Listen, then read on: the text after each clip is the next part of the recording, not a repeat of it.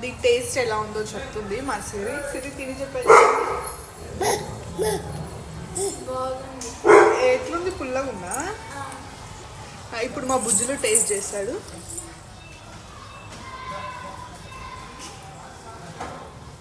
కన్నయ్య అమ్మి అమ్మి, మా బుజ్జుల ఎక్స్ప్రెషన్ చూడండి.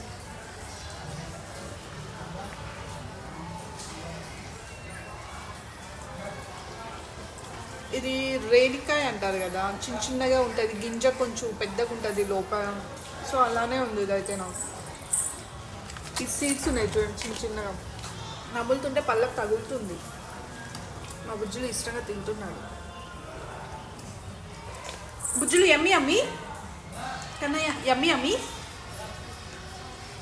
నచ్చిందా నీకు? కావాలా? ఓయ్ యమ్మీ అమ్మి లేదా?